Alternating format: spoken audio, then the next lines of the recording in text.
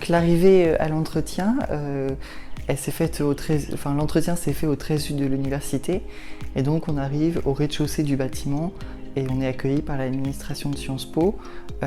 L'entretien d'admission à Sciences Po il se déroule sur 2 semaines, donc les très nombreux candidats sont dilués sur ces 2 semaines et on ne croise pas trop de personnes, ce qui n'est pas trop stressant.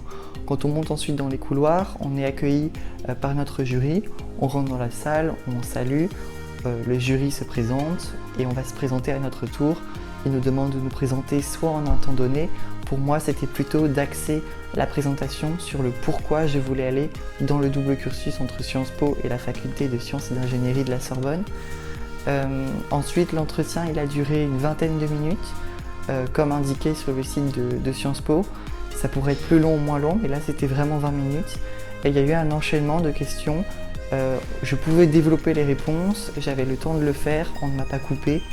Et il y a eu vraiment des questions qui ont balayé aussi bien ma personnalité que mes envies professionnelles, mes expériences et ce que je ferais à Sciences Po dans les associations ou comment j'organiserais mon emploi du temps.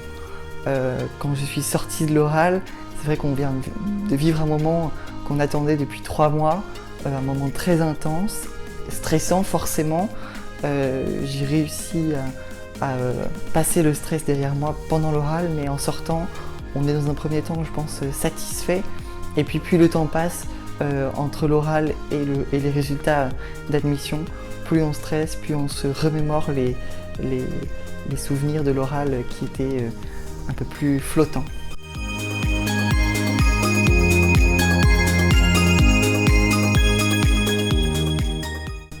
Le jury qui m'a accueilli était composé de 2 personnes, mais c'était un jury assez particulier puisque j'étais candidat à l'admission à un double cursus. Le double cursus entre Sorbonne Université, la faculté de sciences et d'ingénierie, et puis Sciences Po. Donc dans le jury, il y avait un représentant de cette université-là, et puis un représentant de Sciences Po. La personne qui venait de Sciences Po était un professeur de Sciences Po, mais qui était responsable de ce double cursus. Et puis l'autre personne était professeur de chimie à la faculté à la Sorbonne.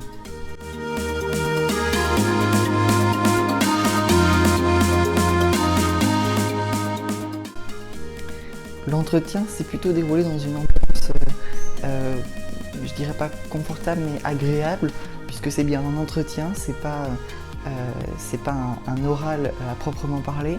On nous pose des questions, on peut échanger. J'ai essayé d'être de bonne humeur et de montrer que j'étais heureux d'être là.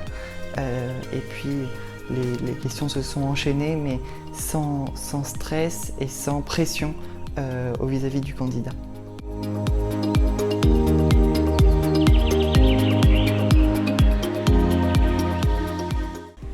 Alors il y a une question à laquelle je ne m'étais pas du tout préparée. De toute façon, il y a toujours une question à laquelle on ne s'attend pas et l'oral est forcément surprenant. Mais la plus étonnante, c'était une question de mise en situation. Puisque j'ai présenté mon projet professionnel, le jury m'a demandé de me mettre en situation de se dire « vous avez ce métier-là », qui était conseiller en affaires étrangères dans le domaine scientifique. Et nous sommes les représentants d'une entreprise américaine qui installe des fauteuils dans les avions. Et nous, on a un partenariat avec Boeing, mais il faut que vous nous conseillez en connaissance de la situation politique et économique actuelle et puis de Boeing. Est-ce qu'on doit rester chez Boeing? Qu'est-ce qu'on doit faire chez eux? Est-ce qu'on doit changer de partenariat? Donc ça, c'était vraiment une question à laquelle je ne m'attendais pas et qui a demandé, oui, de concevoir la réponse autrement.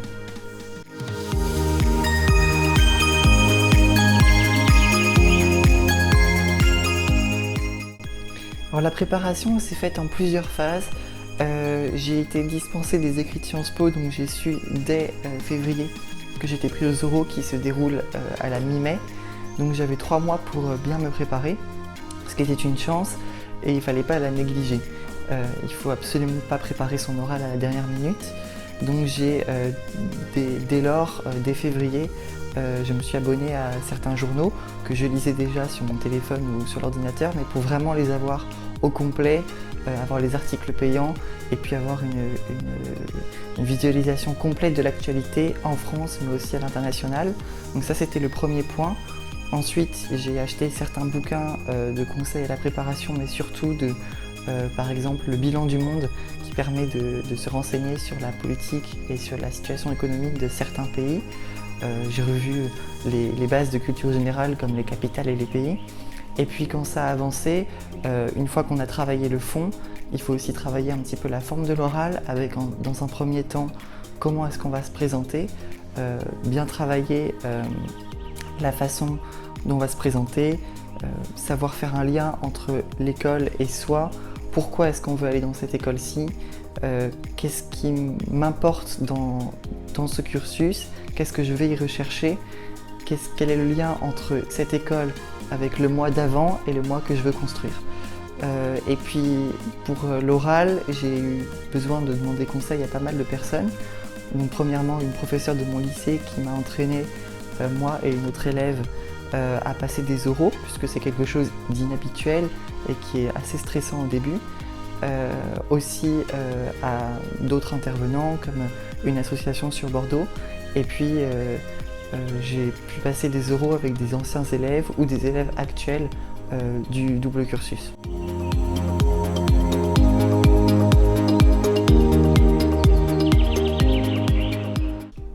Le conseil pour l'oral, comme je l'ai dit, c'est de ne pas s'y prendre trop tard. Ça se prépare quand même aussi bien sur le fond que sur la forme. Le fond est important, mais il faut qu'il vienne en premier. On ne peut pas revoir le pourquoi est-ce qu'on est candidat dans ce cursus au dernier moment. On le sait, on a un projet qui est forcément construit. Et puis sur les derniers temps de la préparation, on peut s'entraîner à passer des oraux blancs, à donc être moins déstabilisé face à un jury qu'on ne connaît pas et face à des questions qui peuvent paraître déstabilisantes. S'entraîner aussi face à ces questions-ci qui peuvent arriver, savoir dire je ne sais pas, savoir rebondir sur un autre sujet avec un mot qu'on a entendu dans la question. C'est vraiment, plus on s'entraîne en oral blanc, plus on apprend à gérer les questions étonnantes et à gérer l'entièreté de l'oral, même si on ne pourra jamais contrôler un oral puisque c'est un entretien et que forcément on ne peut pas prévoir toutes les questions.